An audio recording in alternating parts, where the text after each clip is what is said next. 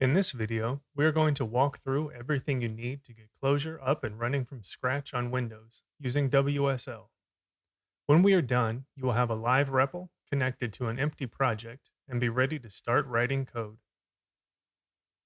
Clojure runs on the Java virtual machine, so the first thing we need is a JVM. There are many installation paths, but for this video, we will use the default JDK provided by apt. Next, we install the Clojure CLI.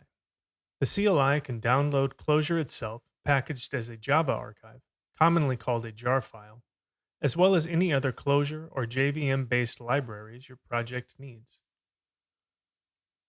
Now let's clone a minimal deps-eden project that will be ready to connect to a REPL. Clojure is an interactive language, and the best workflows leverage an editor that supports code evaluation via a connected REPL.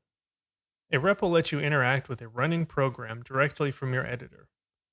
Fortunately, there are many excellent Clojure editors that provide this. For this tutorial, we will use VSCode. Download and install it from code.visualstudio.com. Once the download completes, open that editor, and in the Extensions panel, search for WSL. Go ahead and install the WSL Extension by Microsoft. This allows VS Code to connect directly with your Linux environment.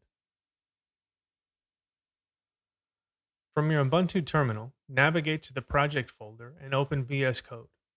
You will see WSL Ubuntu in the bottom left corner, confirming the connection. To get Clojure support in VS Code, we will install Calva.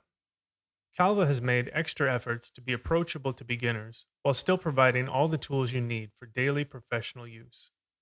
Open the Extensions panel, search for Calva, and install the extension named Calva Clojure and ClojureScript Interactive Programming. Now here's where it all comes together. Use Calva's Start a Project REPL and Connect command by pressing Ctrl-Alt-C and then Ctrl-Alt-J. Select deps-eden as the project type, and in a few seconds the REPL is live.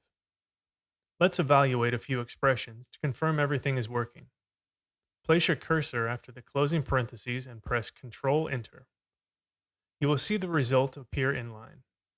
You are now up and running with Clojure and ready to start creating.